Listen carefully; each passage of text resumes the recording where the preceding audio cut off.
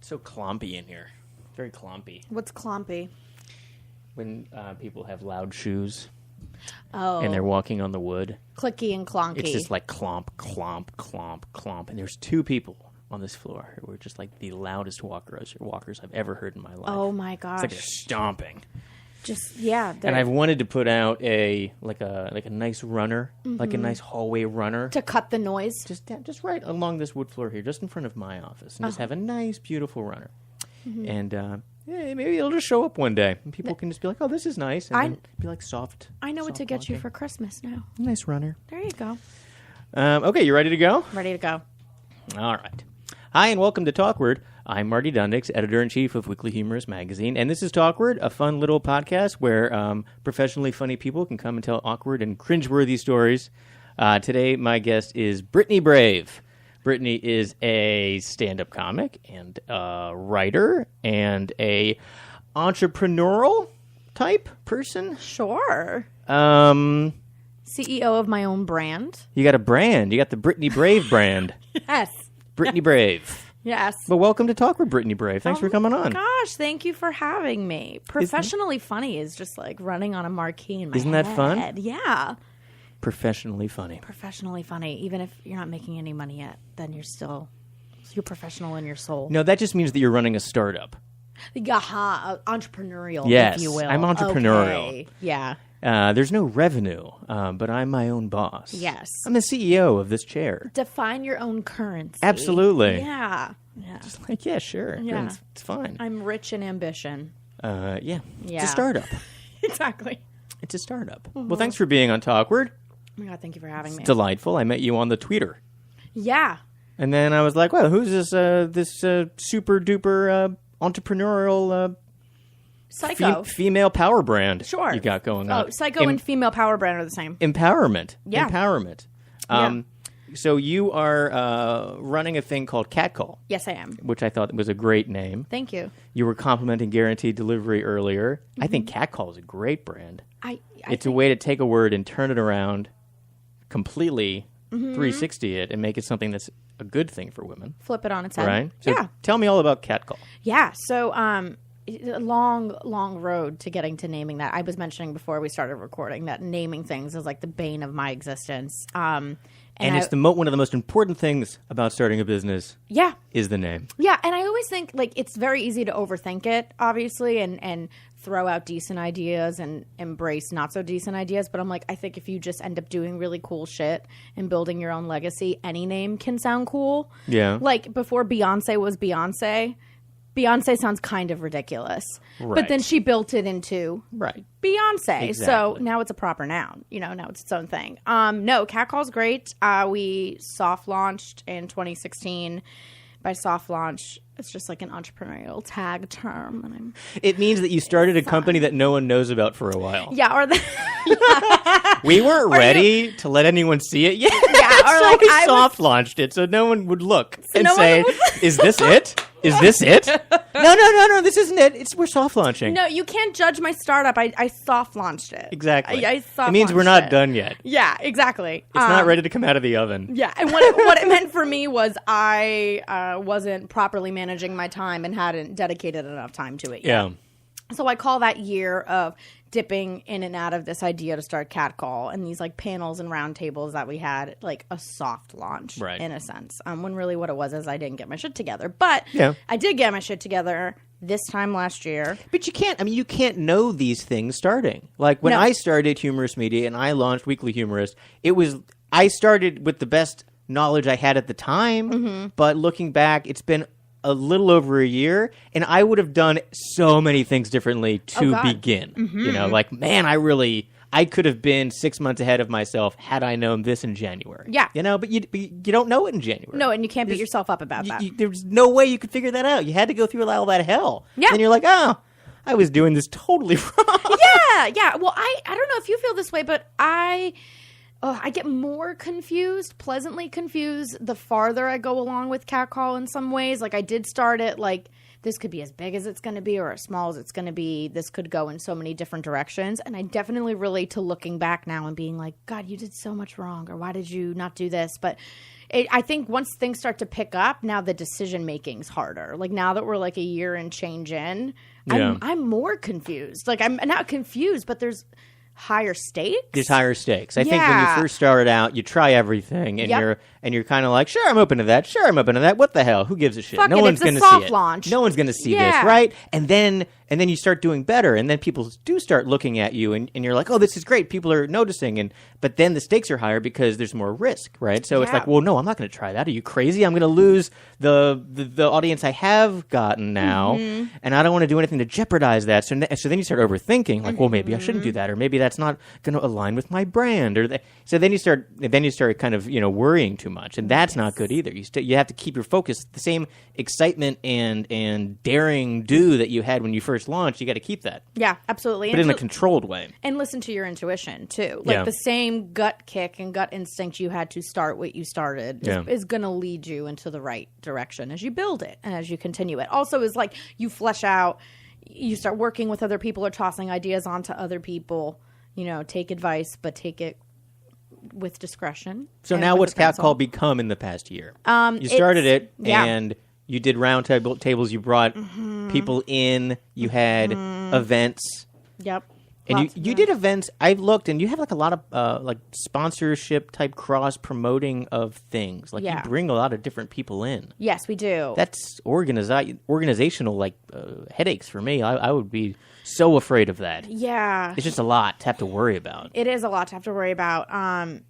So it's funny. You're posing the question at my height of confusion with catcall. In a good way. I mean this.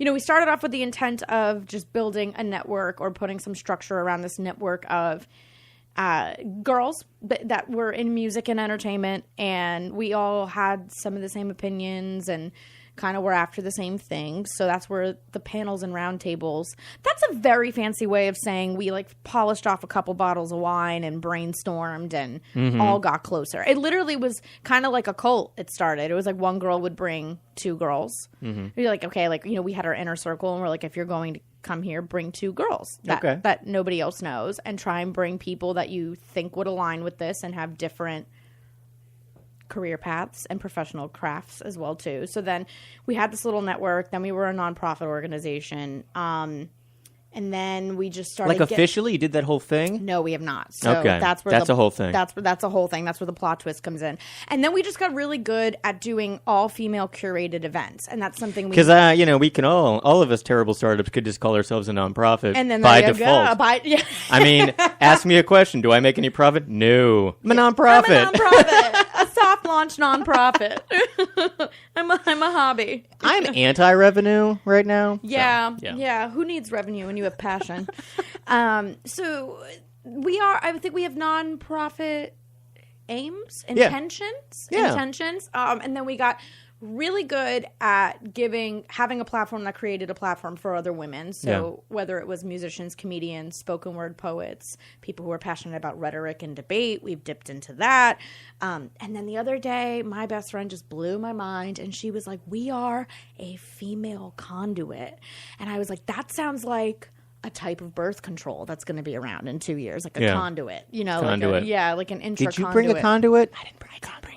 You can go pick up some conduits at the corner store. Yeah. No, never mind. They're illegal now. Oh, yeah. Right. So I think that's what we are. I think ultimately we are a platform to create and support other platforms where the female voice and whatever it wants to talk about gets heard and gets lifted. Female talent. I think that's great. I think you. that it's a hot topic right now. Yeah. And I think that if there's going to be an organization that's going to do well, it should be run by women, because women are much more, in my mind, organized and good at. Mm-hmm. I mean, go on. I was raised in a female dominant household. Mm-hmm. I'm the youngest of two sisters, and my mom, was always there. My dad was traveling when I was a kid all the time. Mm-hmm.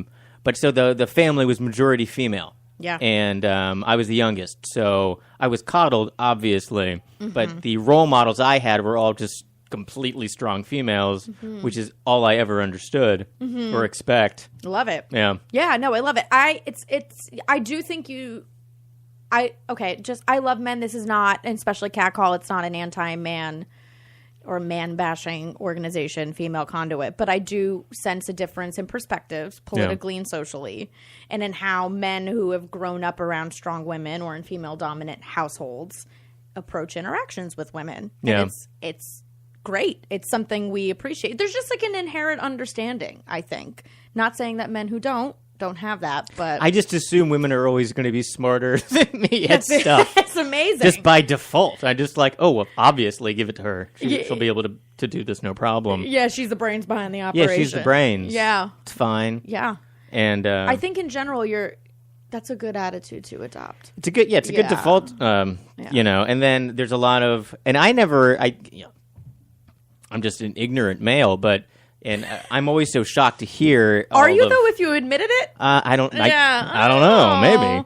Audience, I'm always so shocked to hear about all the different things that are so terrible with gender and with the amount of the pay gap and all the different things that, you know, women don't get hired for this or don't get paid for this and all that. I'm always like, I don't know how those people did not get raised in a female-dominated household, because whoever started that horrible system didn't know anything. Yeah. You know, like, what? Yeah. How did that happen? And how you ignore an entire other side of the constituency just because. I just think people get uncomfortable and react impulsively and foolishly whenever things are inconvenient or different to them. But all the satire coming out for the Kavanaugh stuff has been very eye-opening. It's amazing how they can shine a light on something and make it so funny and so poignant. Like The Onion's been putting out some amazing stuff. Oh yeah, about like they spun it so that you had to be really sensitive to males who had I saw that this morning. A man didn't get something that he wanted, so you had to be sensitive to all men who possibly had gone through that trauma. It was like nation urges sensitivity during this time that man has to realize his own wrongdoing. Yeah, like he didn't get that thing he wanted. It was great. Yeah. And I love comedy's response to it. Yeah, I mean, making fun of something is one of the... Humor is something that it can kind of cross all borders, and I think it can educate people and show people how stupid something is. Mm-hmm. You know, you're like, oh, you look how foolish you are because of this joke, and you're like, oh, I get it, I'm an idiot. Yeah, you're right. Yeah, look how horrible I am. And that there was a political cartoon that came out this week, and there was actually like some back and forth on it, but I thought it was a fantastic cartoon. It was Lady Liberty being held down, and it was like a Republican. You could tell it was Republican hands, and he hit his hand over her mouth. Oh my gosh! And like holding her wrist. It was like someone like sexually assaulting her, and it was like Lady Justice, where she had a blindfold on, and the hands were wearing Republican cufflinks. Ooh. And I was like, that's a really good cartoon. Like that summarizes all of this. Like all of these hearings summarized in one editorial cartoon. That was magnificently done, and it really stirred conversation. But that's what they're supposed to do. That's absolutely what it's supposed to do. And I think, like, especially now as a comedian, a lot of people, I joke about things on stage and I talk about things on stage that are triggering to some people or they don't want to hear about it. And I always try and urge audience members. I'm like, me joking about it is not what's fucked up. The fact that this occurs is what's fucked up. Yeah. Like, and that's like the subtext I try to convey. And especially as a comedian or a cartoonist or anybody in that creative field, when I try to put comedy on a topic, I'm not devaluing it. If anything, as a comedian, humor is the most important thing to me. Yeah. So if I deem something important enough to write a bit about it or write a video sketch about it or draw a cartoon about it, I understand for you think I'm poking fun and trying to cut down its importance. Au contraire, for me, this is the most important thing in my life. Do you do videos and stuff too? I do. Wow. Yeah, You're multimedia. Yes, we have to be. Yeah. I'm a Renaissance woman. Yeah, you do have to do everything these days. Yeah, you have to be everywhere all the time. You have to, be in people's alarm clocks. It's so hard to keep up. There's so many different things. Like, you can't just be funny. Like with Weekly Humorist, you got to be funny with the writing, and that's great. And then we have cartoons, and that's great. But then you also have to share all that stuff on Instagram and the Twitter and the Facebook, and you have to be all these places. And I haven't even tried Snapchat. I refuse. I don't like it. Good. I'm waiting for it to die. Me too. Like the other one that I waited for it to die and then it did. Yelp? No, I'm not. Is Yelp still around? I think it might be. What was the Vine? Oh, Vine. How I waited for Vine. Annoying. It was just to die. Way to make everybody in the world look like such a pain in the ass, like on loop like that. And the content was as dumb as it can get. I felt too. It was only like 7 seconds or something. 7 seconds of ridiculousness. Yeah. I went through a Snapchat binge in college, which I'm glad that was an appropriate time of my life to abuse and use that platform, I think. It was the last chance before entering the real world and looking like a moron. But and then I just very quickly burnt out for me. Something about it is so like frivolous. Yeah. You know. Yeah, I'm anti-Snapchat. And you got into the comedy world. You were kind of like circling it for a while. Yeah. Before you really jumped in. You were in music industry business. Yes. Marketing. Yes. That kind of thing. PR. Yeah. Yeah. I was a music publicist for 6 years. So I just inflated male egos all the time and lied on retainer. You sound great. Oh man, that new track. New track is killer. If you can believe it, my moral compass is better now in comedy than it was when it was in PR. Yeah. No, I mean I grew up doing theater heavily and improv, and when I went to college I was super involved in it. And for whatever dumb reason, I never decided to make that my professional track because I also do wholeheartedly love music. And then I just got sucked in by the antiquated claws of the music industry. Yeah. And I did that for 6 years, but I was still doing like UCB and circling. That's a good way of describing it. And then about a year and a half ago, I got really sick of, like, I am so ashamed to say that I'm responsible for headlines like this. Like, ambient pop outfit Gelatin Dreams debuts new single. Why did you tell my therapist that? Like, you know, like on a daily Gelatin, like I legit, like that's not too far off from bands that I worked with. I just snapped and I was like, I don't know why I'm spending so much time doing something that really doesn't bring me joy. Yeah. And the thing that brings me all the joy, even on its ugliest days. So you had like a falling down moment. A little bit. Yeah. And it was like a light switch. I just woke up one day and was like, this is horseshit. Like, I think I just had to, I listened to another stupid song that I really didn't believe in. Yeah. And I just couldn't bring myself to sell something that I didn't want to sell. Yeah. That I wouldn't buy. And I literally dropped what I was doing. It was like a very dramatic moment. Dropped what I was doing work-wise and ran to an improv jam and then ran to an open mic. And I was just like, this is ridiculous. And are you, so how did you start doing stand-up comedy? Stand-up, I just started. Just going to open mics? Going to open mics. I started writing my own material. I had written sketches, so I had experience with that. But I was primarily an improviser and comedic actress, like in that realm. Mm-hmm. I had sworn off stand-up. I myself wasn't a huge fan of it. I was much more like I loved SNL, I loved UCB, all of that part of comedy. And I just started writing material that I didn't know was material at the time. And then I said, well, what is this? I can't turn this into a sketch. You're writing like things that would be maybe monologues that turned into stand-up. And anecdotes and thoughts and assumptions and theories and opinions no one wants to hear. And then I said, where's the place for that? Oh, an open mic. Yeah. And I just got thrusted into it. And then I was doing it in writing and trying to focus on it. And then I got an opportunity to audition for TBS, had a Comics to Watch showcase at New York Comedy Festival last year. Mm-hmm.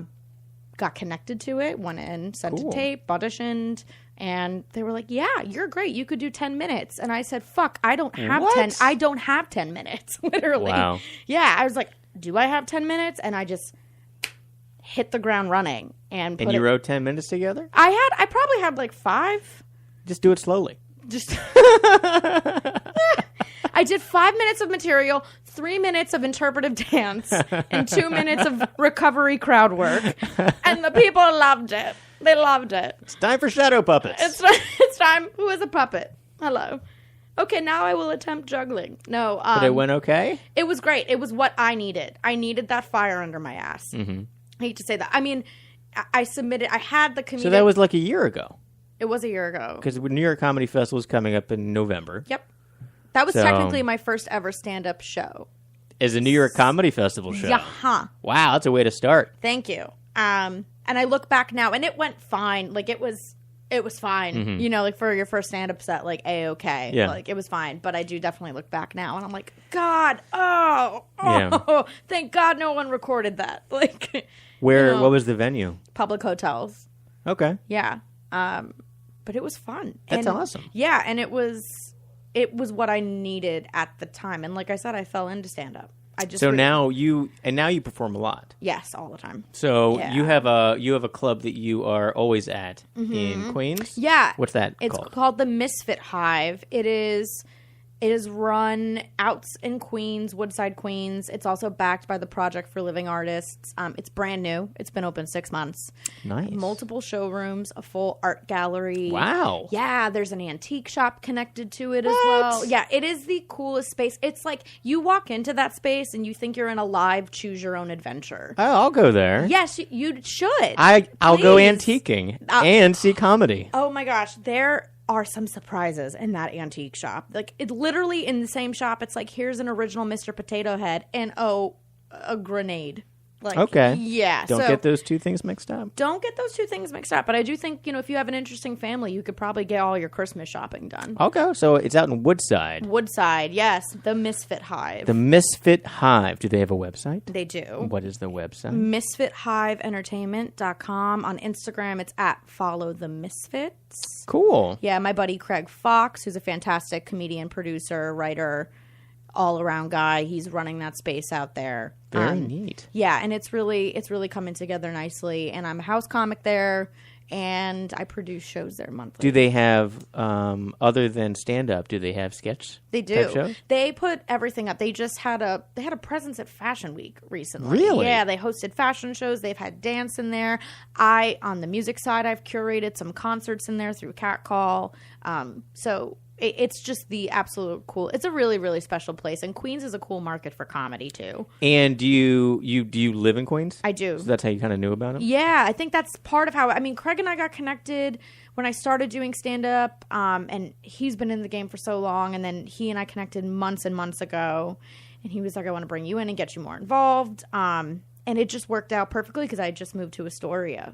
Is it anywhere near the QED? It's probably about like a 10 to 15 minute Uber ride. Oh, that's not bad. Not bad at all. And yeah, between Misfit Hive, QED, Standing Room, I like the Standing Room. The Creek, the Creek, all of that. Do people not call it the Creek in the Cave anymore? Has it changed?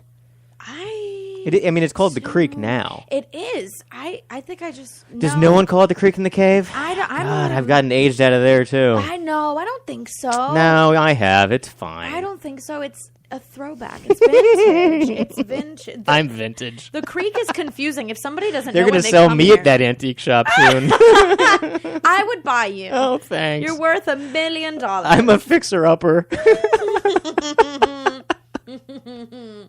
So, Catcall, what's the next thing for Catcall now? Like, what's happening with Catcall? We have our official first birthday party. Are you ready for this? It's happening at the Misfit Hive. Okay. Boom. Talk about when? Connecting dots. Saturday, October 20th. Cool. We are partnering with So Far Sounds, which is a great organization that does secret pop-up concerts around the world. Okay. So we do not reveal the lineup, but it is obviously very female-focused. And we've got some cool stuff going on, and I'm throwing it out at the Misfit Hive. So that's Saturday, October 20th. All right. So we'll have a link to that. Yes. I'll be hosting it and doing some comedy, and then far more talented people will be performing music after me. Okay. Yes. That's exciting. Yeah. I'm really stoked. I can't believe it's a year to the date from our first public to do, and hurrah. Very exciting. Yeah. It's going to be cool. And you're traveling. You're going to San Francisco? San Francisco for the next couple days. I'll be out and about doing some shows there. And then I'm going out on tour.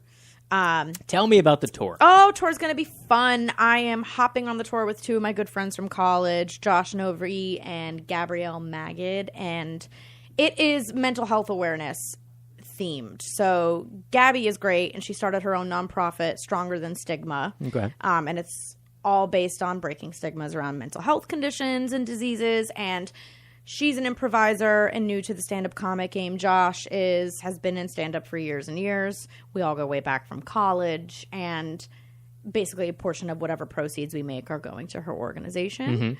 But it's called the Nobody's Happy Comedy Tour. Yeah. Gotta setting the bar a little low. A little bit, yeah. None of these people are going to make you laugh. Yeah. Because we're all going to die. Or it's like an inclusive thing, like you're not happy, I'm not happy. None of us are happy. Nobody's happy. Let's make some jokes. Come on, everything's shit.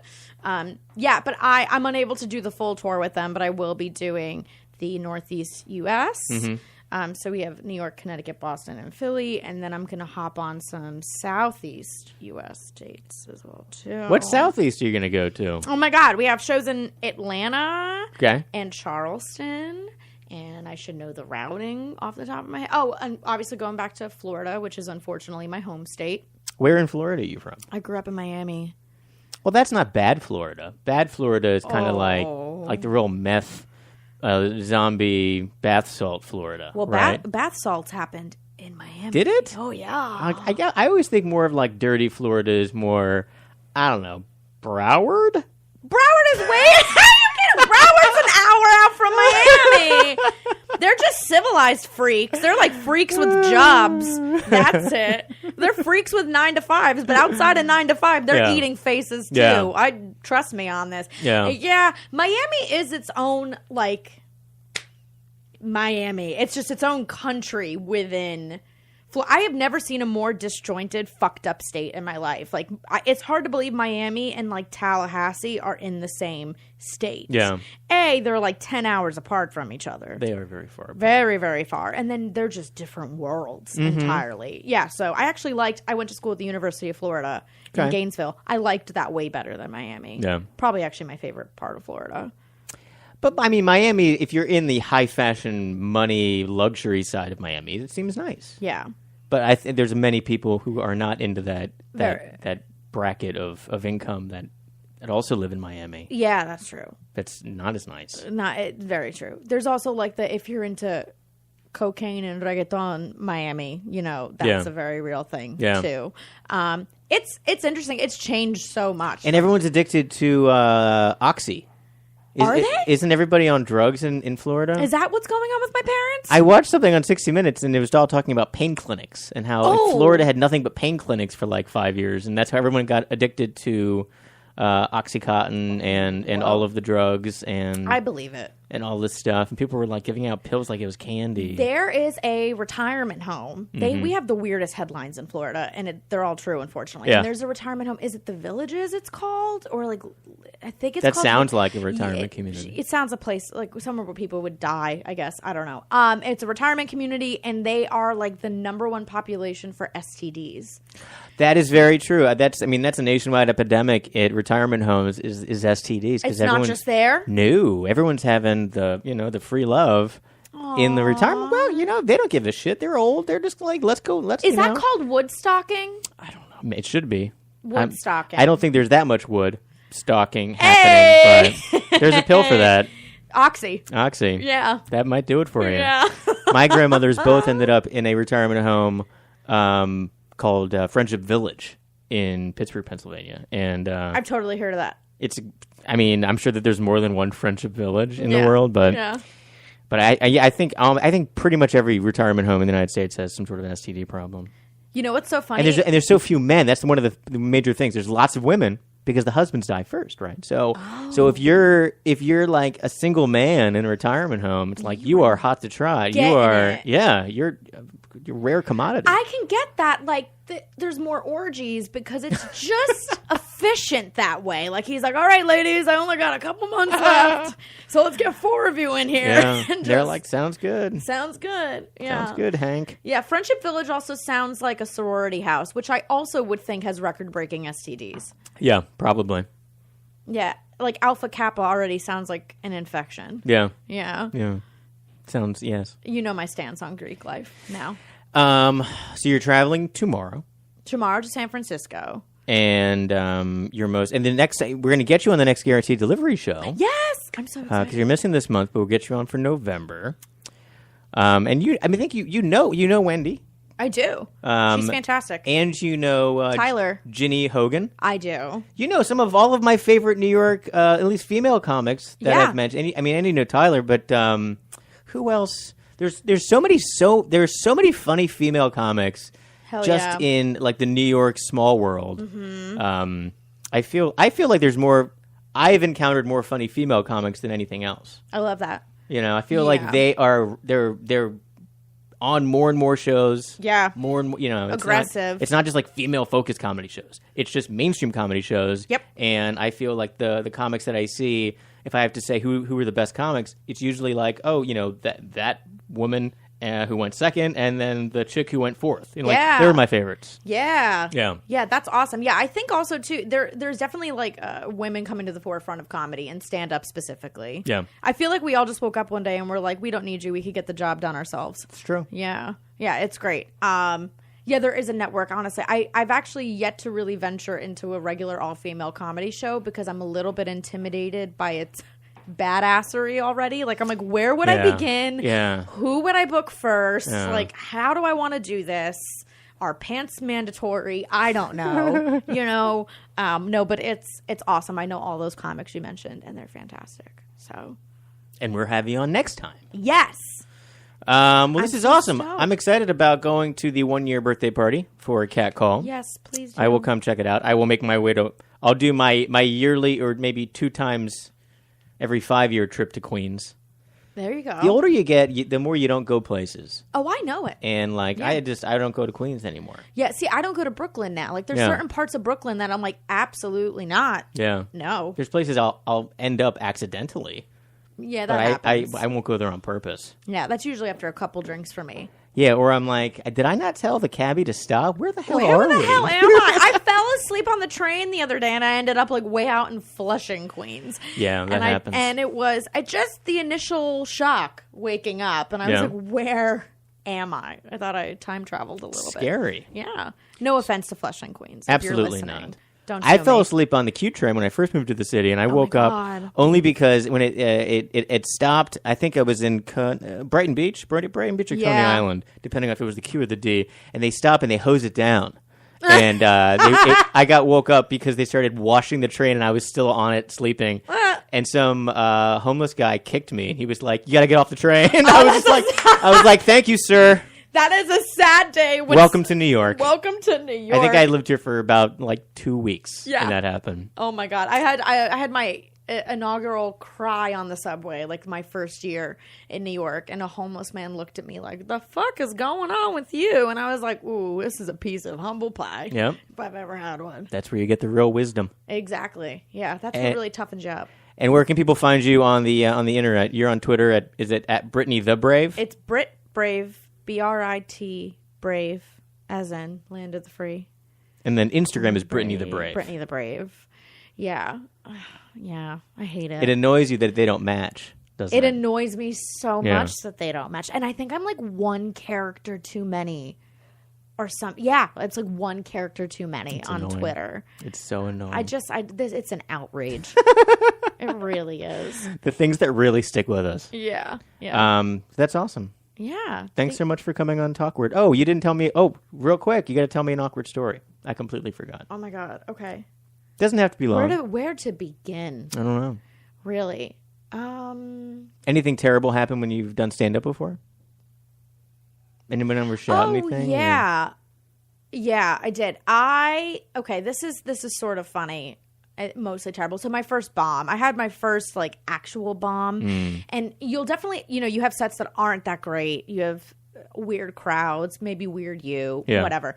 You a bomb. It's like when someone's like, "Do I have the flu or not?" It's like, "Oh, you'll know." Yeah. And the difference between a bad set and a bomb is there is like a tangible aggression from the audience. Like you're like, one of them is going to kill me on my way out of the show. So it was like a 250 plus show. Like the crowd was big but terrible, absolutely terrible. There was like a 3-drink minimum. The show was running over. I was like the 27th fucking comic to go up, like towards the end. Yeah. So they were done, firing on all cylinders is what they were, like over it. And they're like toddlers that are like my parents that have invented a word called overtired.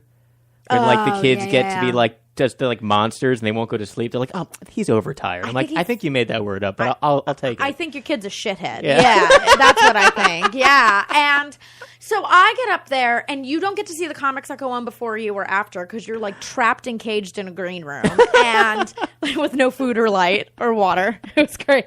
But somehow I found a gin and tonic, so it was fine. No, and I get up there, and I have no idea, like, what the temperament of the room is. And, like, I open my set, my usual opener, you know, and just silence.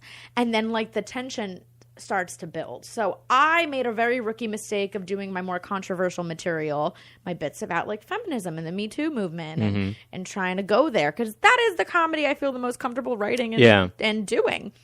And some woman did not even give me a chance to start the bit. Yeah. I think I just said the Me Too movement.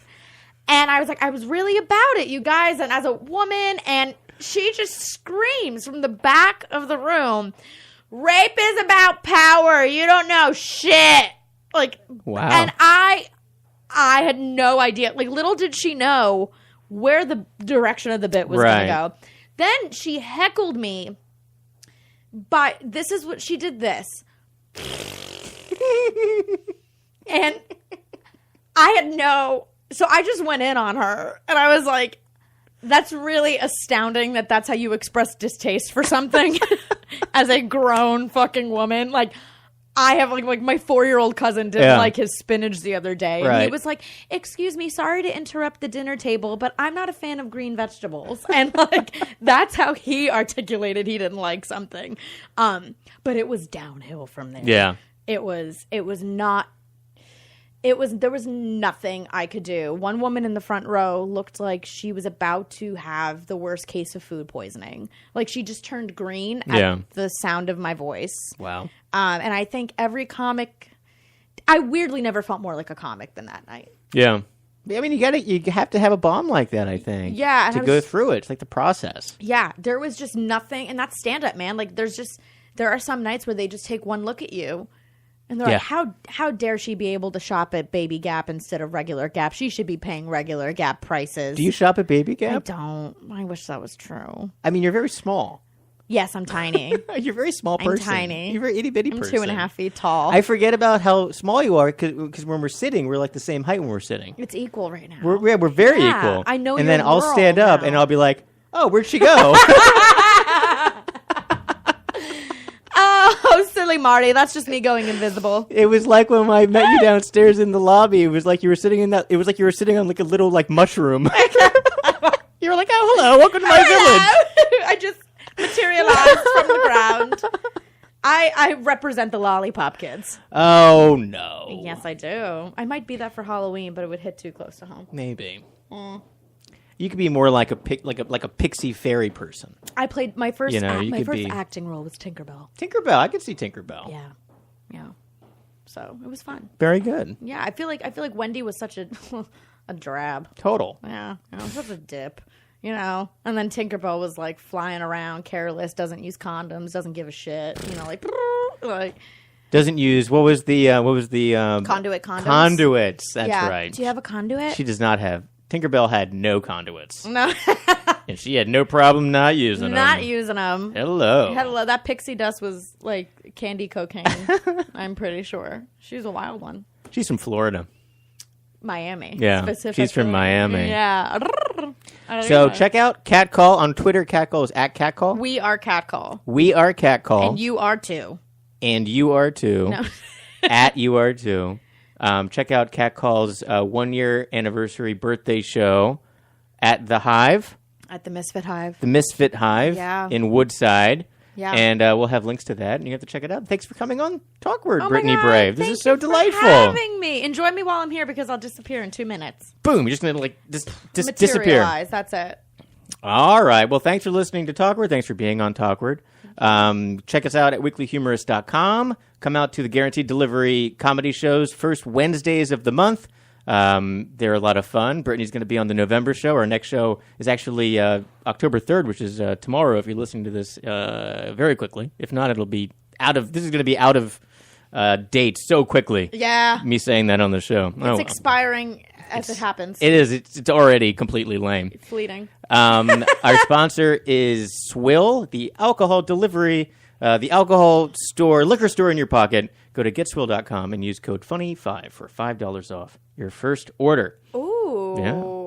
I love that. And you use the app, and it actually lets you price compare area liquor stores. Oh, that's incredible. So if you want to buy a certain kind of gin, you can see like 5 different stores that have that gin and what they're currently charging for it. So I love that because like isn't that smart? I'm an alcoholic, but I'm a frugal one. Yeah, you gotta pinch your pennies when you can. I have to have some of my shit together. Absolutely. Yeah. So check that out. Go to getsfull.com.